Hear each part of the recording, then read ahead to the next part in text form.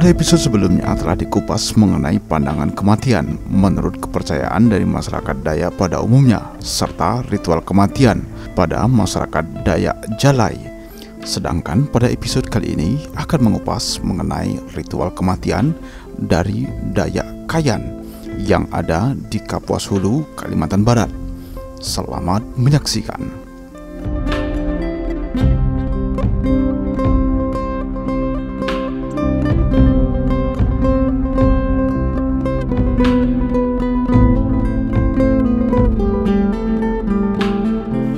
Kematian menurut masyarakat Dayak Kayan di Kabupaten Kapuas Hulu, Kalimantan Barat memiliki makna yang sangat penting dalam kehidupan manusia.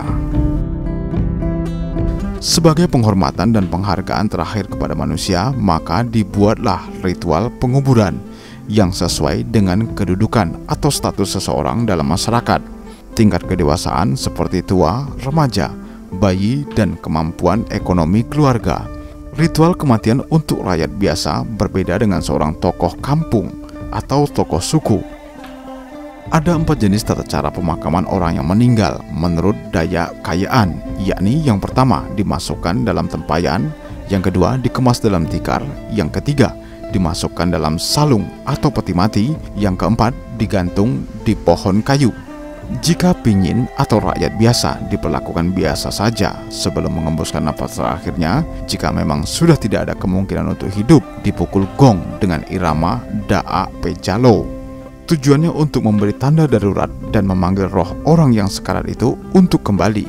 Setelah orang tersebut mengembuskan nafasnya, maka dibunyikanlah gong dengan irama Da'a Kulit dengan tujuan untuk memberitahu warga bahwa ada yang meninggal. Mayat orang yang meninggal diletakkan di pelataran luar rumah dalam rumah panjang, dan di sampingnya dibuat serihaan atau tempat menyimpan barang yang dibawa, serta dibuatkan lubang untuk menyimpan barang yang biasa dipakai oleh orang yang meninggal itu. Jenazah pinyin harus dipedo atau disemayamkan di dalam rumah sesuai musim ladang. Jika tidak sibuk dengan pekerjaan di ladang, biasa disemayamkan selama 7 hari. Jika musim kerja ladang, cukup 2 atau 3 hari saja. Orang pinyin yang meninggal dimakamkan dengan 2 cara, yaitu dimasukkan dalam salung dan dikuburkan dalam tanah. Salung adalah peti mati. Yang kedua, dimasukkan dalam lungun dan diletakkan di atas lagah. Bersama jenazah itulah barang-barangnya disimpan. Mayat tidak dikuburkan dalam tanah. Dalam golongan pinyin, baik anak, remaja maupun orang tua, tata cara pemakamannya adalah sama. Kedua cara ini biasanya diselang-seli. Misalnya anak pertama yang meninggal dimasukkan dalam salung, maka anak keduanya dimasukkan dalam lungun dan disimpan di lagah. Anak ketiga seperti anak pertama, anak keempat seperti anak kedua, dan seterusnya. Sengaja tidak dikubur dalam tanah karena takut diganggu oleh binatang.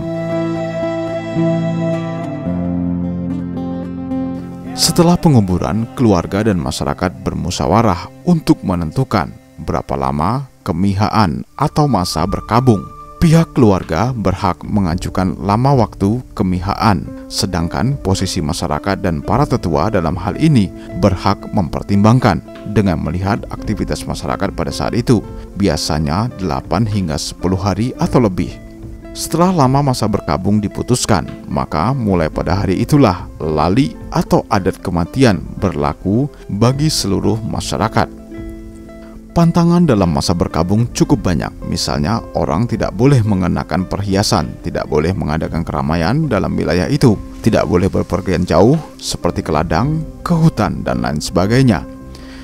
Pakaian juga tidak boleh sembarangan, hanya boleh memakai ta'ah atau kemban perempuan dan bah atau cawat lelaki yang terbuat dari kulit kayu. Kalau bahannya dari kain, harus diolesi tanah supaya tidak tampak baru. Pantangan ini berlaku untuk masyarakat setempat. Pantangan untuk orang kayaan di luar wilayah orang yang meninggal juga ada. Jika ada orang yang luar masuk memakai perhiasan, maka harus diambil oleh keluarga yang meninggal. Ini sebagai tanda pembayaran yang dikenakan untuk orang luar yang melanggar adat.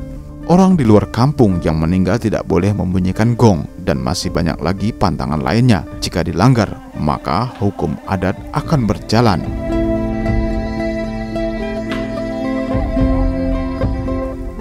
Untuk golongan hippie, kepala suku dan sejenisnya yang meninggal, adatnya berbeda dengan pinyin.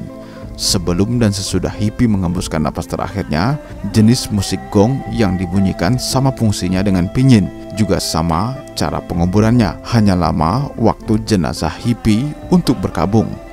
Untuk membuktikan bahwa dia hippie atau tidak, maka saat dimasukkan dalam tempayan itulah akan terbukti. Jika ia hippie, maka tubuhnya akan melentur dan masuk tempayan setelah dibacakan mantra.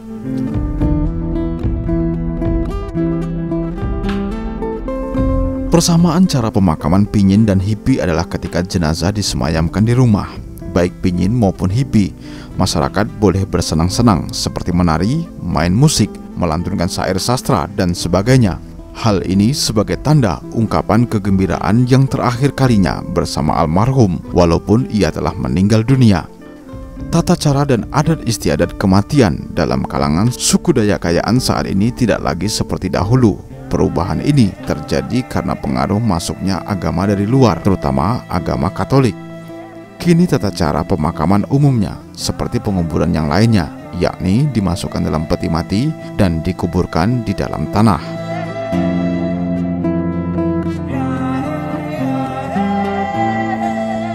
Demikianlah ada tradisi ritual kematian yang digunakan oleh masyarakat Dayak. Semoga saja tayangan ini bermanfaat bagi kita semua. Jangan lupa like dan subscribe channel Kayong TV.